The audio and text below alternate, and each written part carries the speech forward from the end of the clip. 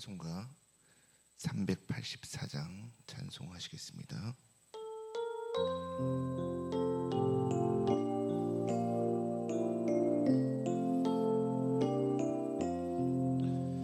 나의 갈 길 다가도록 예수 인도하시니 내 주 안에 있는 길 어찌 심하리요. 믿음으로 사는 자는 하늘 위로 받겠네. 무슨 일을 만나든지 만사 형통하리라. 무슨 일을 만나든지 만사 형통하리라. 나의 갈 길 다가도록 예수 인도하시니 어려운 일 당한 때도 족한 은혜 주시네. 나는 심히 고단하고 영혼 매우 가라라. 나의 앞에 반석에서 샘물 나게 하시네. 나의 앞에 반석에서 샘물 나게 하시네. 나의 갈 길 다가도록 예수 인도하시니 그의 사랑 어찌 큰지 말로 알 수 없도다. 성령 담아 받은 영혼 하늘 날아갈 때에 영영 부를 나의 찬송 예수 인도하셨네. 영영 부를 나의 찬송 예수 인도하셨네.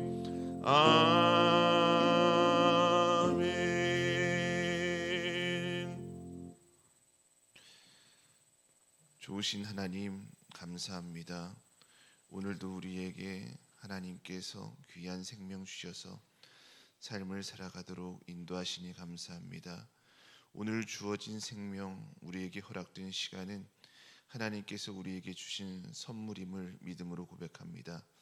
이것을 선용하여 하나님께 영광 돌리고 거룩한 삶을 살아감으로 오늘 하루도 복되고 아름다운 삶을 이루어가는 우리들 모두가 될 수 있도록 인도하여 주옵소서. 이른 아침에 하나님의 말씀으로 하루를 시작할 수 있도록 귀한 믿음을 허락하시고 건강을 허락하시니 감사합니다. 말씀이 우리의 삶의 지표가 되게 하시고 그 말씀을 따라서 순종함으로 하나님의 뜻을 이루는 우리의 삶이 될 수 있도록 인도하여 주옵소서. 예수님의 이름으로 기도드리옵나이다. 아멘. 오늘 우리에게 주시는 하나님의 말씀은 마태복음 9장 27절에서 38절까지의 말씀입니다. 한 목소리로 봉독하겠습니다. 예수께서 거기에서 떠나가실새 두 맹인이 따라오며 소리질러 이르되 다윗의 자손이여 우리를 불쌍히 여기소서 하더니 예수께서 집에 들어가심에 맹인들이 그에게 나아오거늘 예수께서 이르시되 내가 능히 이 일을 할 줄을 믿느냐. 대답하되 주여 그러하오이다 하니 이에 예수께서 그들의 눈을 만지시며 이르시되 너희 믿음대로 되라 하시니 그 눈들이 밝아진지라. 예수께서 엄히 경고하시되 삼가 아무에게도 알리지 말라 하셨으나 그들이 나가서 예수의 소문을 그 온 땅에 퍼뜨리니라. 그들이 나갈 때 귀신 들려 말 못하는 사람을 예수께 데려오니 귀신이 쫓겨나고 말 못하는 사람이 말하거늘 무리가 놀랍게 여겨 이르되 이스라엘 가운데서 이런 일을 본 적이 없다 하되 바리새인들은 이르되 그가 귀신의 왕을 의지하여 귀신을 쫓아낸다 하더라. 예수께서 모든 도시와 마을에 두루 다니사 그들의 회당에서 가르치시며 천국 복음을 전파하시며 모든 병과 모든 약한 것을 고치시니라. 무리를 보시고 불쌍히 여기시니 이는 그들이 목자 없는 양과 같이 고생하며 기진함이라. 이에 제자들에게 이르시되 추수할 것은 많되 일꾼이 적으니 그러므로 추수하는 주인에게 청하여 추수할 일꾼들을 보내주소서 하라 하시니라. 아멘. 오늘 함께 봉독한 본문은 예수님께서 신적인 능력으로 두 명의 시각장애인과 귀신 들려 말 못하는 사람을 고치신 말씀과 예수님께서 제자들에게 추수할 일꾼들을 주인에게 청하라라고 하신 말씀입니다. 오늘 말씀을 통해 하나님께서 우리에게 주시는 교훈은 무엇인지 함께 나누도록 하겠습니다. 27절입니다. 예수님께서 관리에 죽은 딸을 살리신 후 그곳을 떠나가실 때 두 명의 시각장애인이 예수님을 따라오며 이렇게 말을 했습니다. 다윗의 자손이여 우리를 불쌍히 여기소서. 시각장애인들이 예수님을 향해 다윗의 자손이라고 외치는 것은 그들이 예수님을 그냥 단순한 선생 정도로 본 것이 아니라 메시아로 보았다라는 것입니다. 다윗의 자손이라는 표현은 이스라엘 백성들이 성경에 약속된 메시아를 부를 경우에 사용하는 아주 독특한 표현이기 때문에 그렇습니다. 그리고 여기서 중요한 것은 그들이 예수님을 향해 다윗의 자손이여라고 외칠 뿐만 아니라 앞을 보지 못하는 어려운 환경 속에서 그 상황 속에서 예수님을 따라갔다라는 것입니다. 여기서 따라오며라고 말하고 있는데 이 말은 헬라어 원형의 아콜루테우라는 말입니다. 이 말의 뜻은 같은 길 위에 있다라는 뜻입니다. 그들은 예수님을 보지 못했지만 예수님을 메시아로 믿고 예수님을 적극적으로 따라갔다라는 것을 말하는 것이죠. 당시에 사회적으로 명망이 있고 많은 사람들이 존경하던 종교 지도자들, 바리새인들과 서기관들은 예수님께서 사람이 행할 수 없는 놀라운 일들을 행하신 것들을 보고 또 들었습니다. 하지만 그들은 예수님을 구원자, 메시아, 하나님의 아들이라고 그렇게 바라보지 못했지요. 성경에 대해서 많은 지식도 있었고 육적인 눈도 건강했지만 영적인 눈은 건강하지 못한 그런 시각장애인이었던 것입니다. 하지만 예수님을 따라오며 예수님께 다윗의 자손이여 우리를 불쌍히 여기소서라고 외친 시각장애인들은 공식적인 종교 교육을 받은 사람들이 아니었습니다. 육신의 눈도 건강하지 못해서 예수님을 직접적으로 바라보지도 못했지요. 하지만 그들은 예수님을 메시아로 바라보는 건강한 눈, 영적인 눈을 가지고 있었습니다. 그러니까 영적인 눈이 떠진 사람들이었던 것입니다. 우리 성도님들은 예수님을 어떻게 바라보고 계십니까? 바리새인들처럼 우리 안에는 성경 말씀, 하나님의 말씀에 대한 지식이 있고 신앙의 외형은 갖추고 있지만 정작에 예수님을 나의 구주로 온전히 신뢰하지는 못하고 예수님과 같은 길 위에 서 있지 못하고 있는 것은 아닙니까? 저와 여러분 모두가 예수님을 메시아로 믿고 의지했던 오늘 말씀 속에 시각장애인들처럼 영적인 눈이 떠지고 믿음의 눈이 떠져서 예수님과 같은 길 위에 서 있는 성도들, 또 예수님을 온전히 믿고 의지하는 믿음의 성도들이 되기를 소망합니다. 28절입니다. 예수님께서는 집에 들어가셔서 예수님을 따라온 시각장애인들에게 내가 능히 이 일 할 줄 믿느냐라고 물으셨습니다. 예수님의 이 물음을 헬라어 원형으로 원문으로 보면 제일 앞에 나오는 단어가 피스튜에테입니다. 피스튜에테. 이 말은 내가 믿느냐라고 물으신 것입니다. 예수님께서는 자신을 메시아로 믿고 어렵게 계속 집까지 따라온 시각장애인들에게 그들 안에 가지고 있는 믿음을 확인하셨던 것이죠. 그러자 그들이 뭐라고 대답했습니까? 주여, 그렇습니다 라고 대답을 했죠. 믿는다는 겁니다. 예수님께서 메시아인 것을, 예수님께서 자신들을 고쳐주실 것을 믿습니다 라는 말이죠. 29절입니다. 그들의 대답을 들으신 예수님께서 그들의 눈을 만지시며 너희 믿음대로 되라 라고 말씀하셨습니다. 믿음대로라는 말에서 대로에 해당하는 헬라어는 카타라는 단어인데 무엇에 부합하게라는 뜻입니다. 시각장애인들의 눈이 밝아진 것은 그들이 예수님을 믿었기 때문에 그런 것이지요. 믿는다라는 것은 마음으로 받아들이는 것입니다. 우리의 마음 문 밖에서 문을 두드리시는 예수님의 음성을 듣고 예수님을 구세주로 믿고 마음 문을 열고 예수님을 영접하는 것, 그것이 믿는다는 것이지요. 요한복음 1장 12절은 이렇게 말씀합니다. 영접하는 자 곧 그 이름을 믿는 자들에게는 하나님의 자녀가 되는 권세를 주셨으니. 또 요한계시록 3장 20절은 이렇게 말씀합니다. 볼지어다 내가 문 밖에 서서 두드리노니 누구든지 내 음성을 듣고 문을 열면 내가 그에게로 들어가 그와 더불어 먹고 그는 나와 더불어 먹으리라. 말씀 속 시각장애인들은 예수님을 구세주로 믿었습니다. 예수님과 같은 길 위에 있었고 예수님께서는 그들과 함께 하신 것이지요. 그렇기 때문에 그들의 믿음대로, 그들의 믿음에 부합하게 그들에게 구원의 은혜가 임했던 것입니다. 저와 여러분 모두가 예수님을 구세주로 온전히 믿는 믿음의 성도들이 되기를 소망합니다. 예수님께서는 어떠한 분이십니까? 예수님께서는 우리의 믿음대로 행하시는 분이시지요.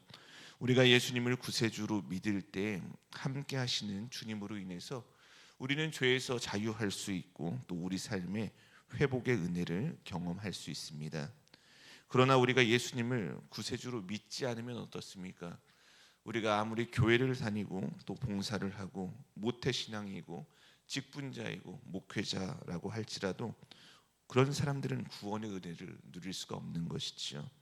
예수님을 구세주로 믿을 때 우리는 그분의 역사를 경험하게 되기 때문에 그렇습니다. 저와 여러분 모두가 예수님을 구세주로 믿는 성도들이 되기를 소망합니다. 예수님을 온전히 믿고 그 믿음대로 구원함을 누리고 은혜 가운데 살아가는 믿음의 성도들이 되기를 주님의 이름으로 축복합니다.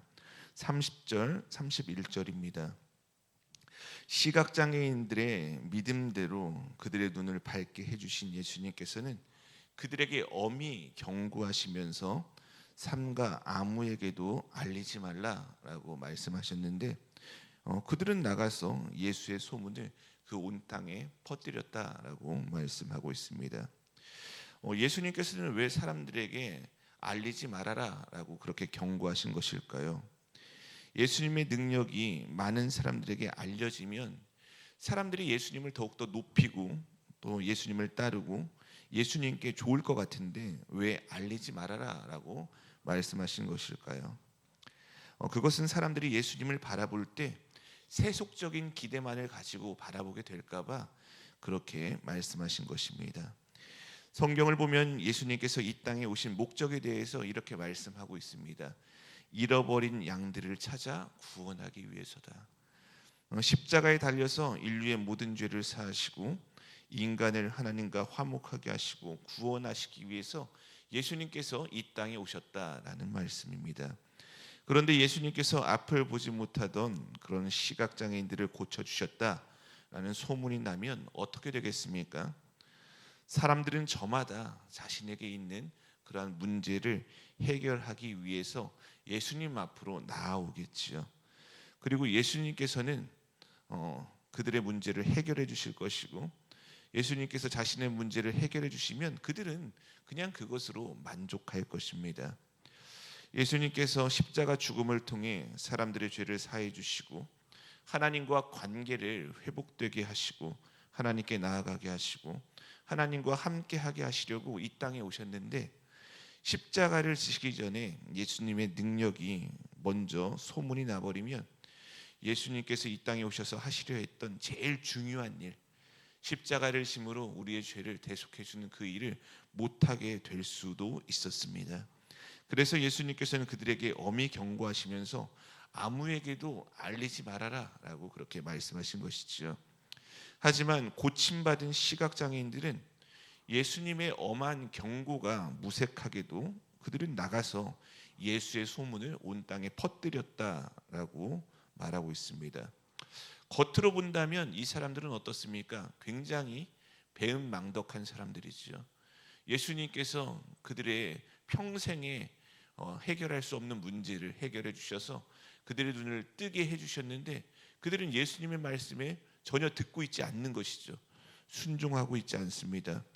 그렇게 보면 그들은 참 예수님의 명령을 따르지 않고 불순종한 나쁜 사람으로 볼 수도 있어요. 그런데 성경을 보면요, 그들의 불순종에 대해서 예수님께서 책망하셨다라는 말씀이 나와 있지 않습니다. 성경이 그들이 잘못됐다라고 말하고 있지 않죠. 왜 그렇습니까? 평생 어둠에 갇혀 살던 사람들이 빛을 보게 되고 구원을 얻게 되었기 때문에 그 은혜를, 놀라운 은혜를 말하지 않을 수 없기 때문에 그런 것이지요. 하나님의 놀라운 은혜와 구원을 경험한 자가 그 은혜를 전하는 것은 어쩌면 당연한 일이기 때문에 그렇게 예수님께서도 책망하지 않으시고 성경도 그들을 정죄하고 있지 않는 것 같습니다.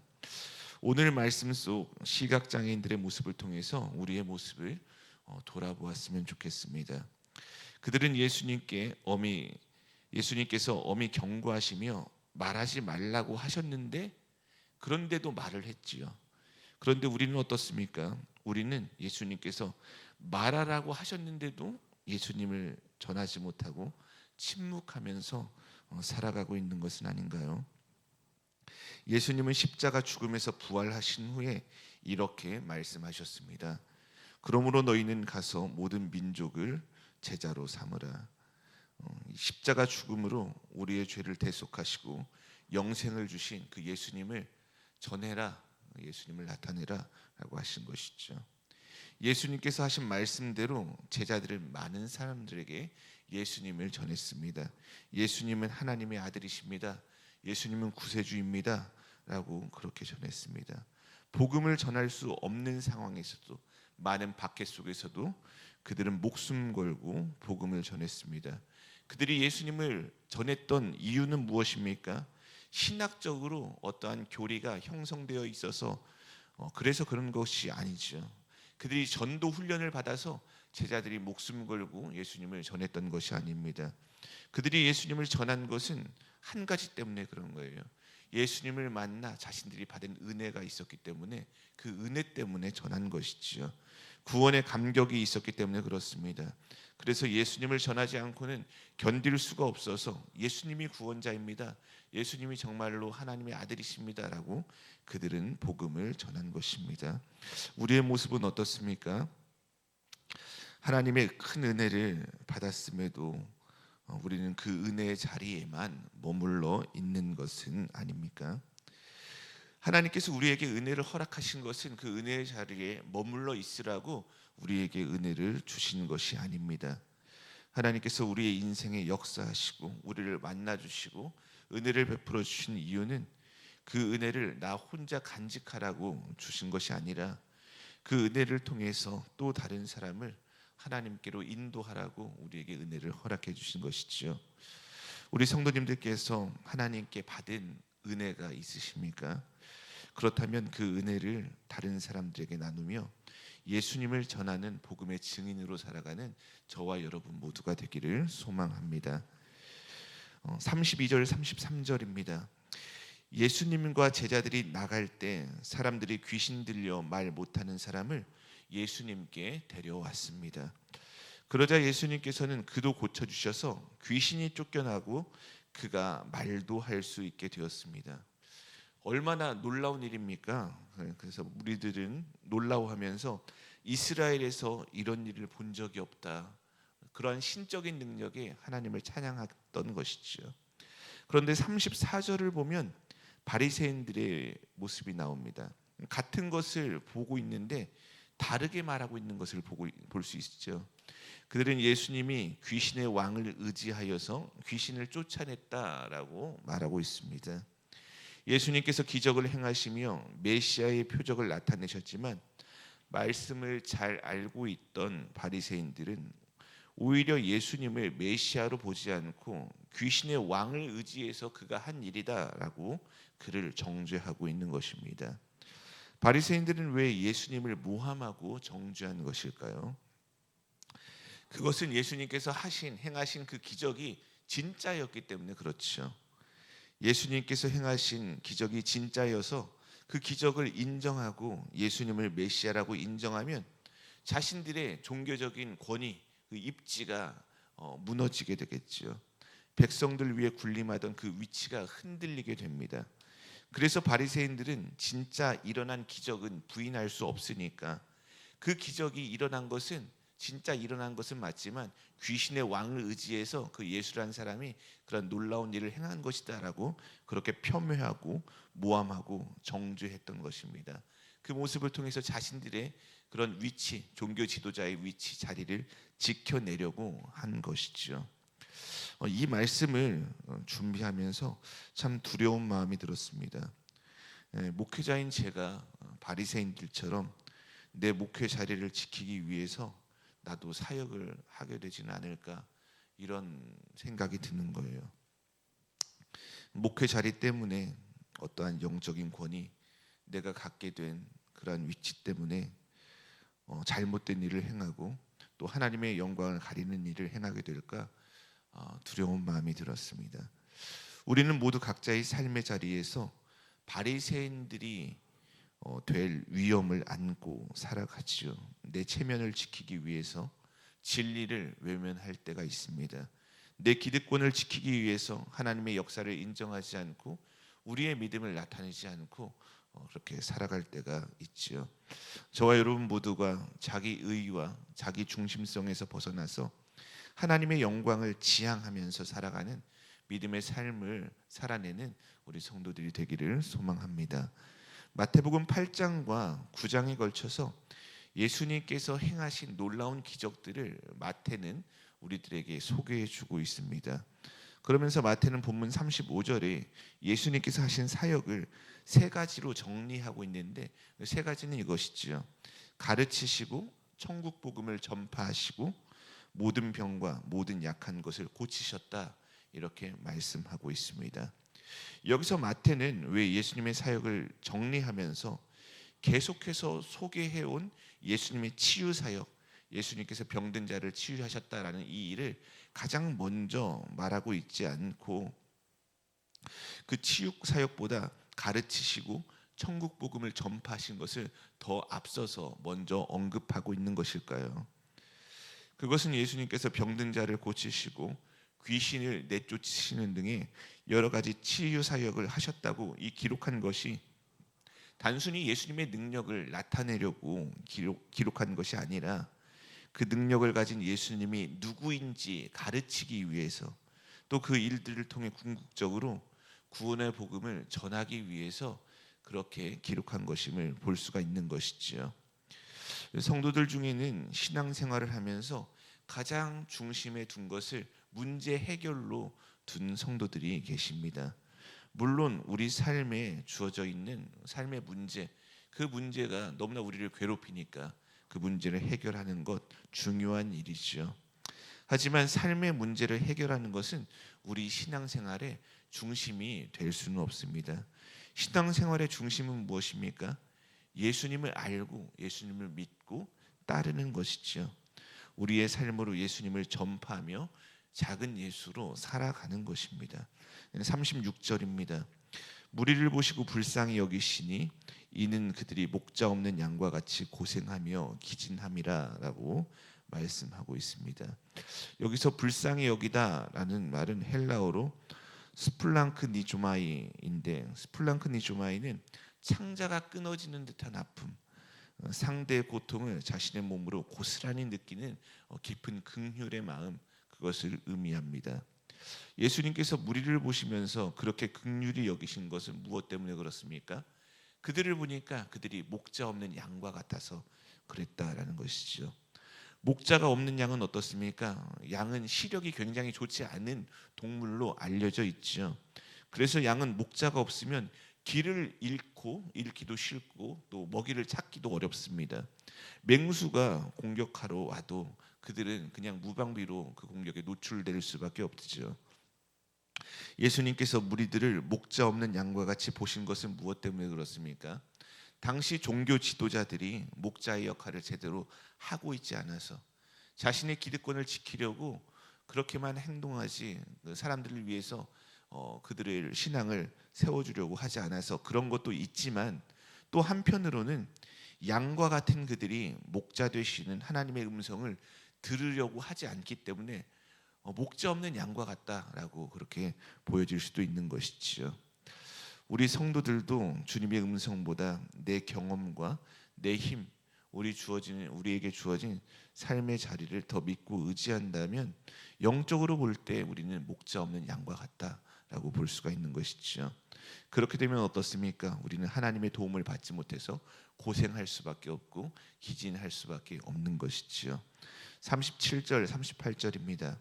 예수님께서는 제자들에게 추수할 것은 많되 일꾼이 적으니 추수할 일꾼들을 보내달라고 주인에게 요청하라라고 하셨습니다. 예수님의 말씀에는 아주 깊은 탄식이 묻어 있습니다. 세상은 보면 어떻습니까? 고통으로 가득 차 있어요. 하나님께로 돌아와야 할 영혼들이 들판의 곡식들처럼 가득합니다. 그런데 문제가 무엇입니까? 그들을 거두어 드릴 일꾼들이 없다라는 것이죠. 그래서 예수님 너무나도 안타까운 마음에 탄식하는 마음으로 이렇게 말씀하고 계십니다.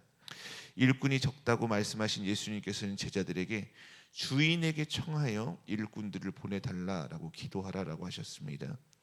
여기서 보내다라는 말은 헬라어로 에크발로이라는 말인데, 밖으로라는 뜻의 에크, 그리고 던지다라는 뜻의 발로, 이 말이 합해진 말이 에크발로입니다. 그러니까 이 단어는 성경에서 볼 때 주로 쫓아내다, 내어 쫓다, 빼내다 등의 의미로 쓰여져 있습니다. 그러니까 본인 의사와는 상관없이 강제적으로 축출된다라는 의미의 말이 에크발로라는 단어입니다. 즉 하나님께 쓰임 받는 일꾼이 된다라는 것, 그것에서 중요한 것은 본인의 결정, 본인의 의사 결정, 믿음, 그것도 중요하고 그것도 필요하겠지만 그보다 더 근원적인 것은 하나님의 선택에 의해서 일꾼이 된다라는 것이죠. 여기서 말하는 일꾼은 목회자만을 의미하고 있는 것은 아닙니다. 예수님을 믿는 모든 사람들, 그 사람들을 의미하는 것이죠. 예수님을 믿는 모든 사람은 하나님의 은혜로 인하여 하나님의 일을 위해 하나님께 부름받은 자들이다라는 것이죠. 그러므로 우리 모든 성도들은 하나님께서 기뻐하시는 영혼 구원을 위해 기도하고 봉사하며 헌신의 자리로 나아가야 함을 오늘 말씀을 통해서 우리는 알 수 있습니다. 저와 여러분 모두가 하나님의 부르심, 그 놀라운 은혜의 부르심에 감사하며 예수님과 같은 길 위에 있고 예수님께서 기뻐하시는 영혼 구원의 일을 위해서 헌신하며 귀하게 쓰임받는 믿음의 성도들 모두가 되기를 주님의 이름으로 축복합니다. 기도하겠습니다. 하나님 감사합니다. 우리를 불러주시고 우리를 구원해 주신 하나님의 은혜를 무엇으로 우리가 보답할 수 있겠습니까? 우리에게 생명 주시고 영생을 주셨는데 우리가 무엇으로 어떻게 더 감사하며 살아갈 수 있겠습니까? 주님, 우리가 항상 구원의 은혜를 간직하고 구원의 기쁨을 잃어버리지 않는 믿음의 성도들 되게 인도하여 주옵소서.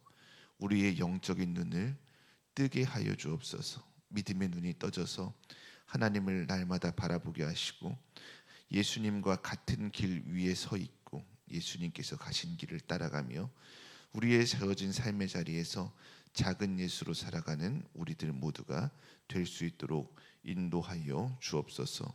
오늘도 우리의 삶을 통하여서 하나님의 영광이 드러나게 하시고 하나님이 기쁨이 되는 복된 날 되게 하여 주옵소서. 예수 그리스도의 이름으로 기도드리옵나이다. 아멘.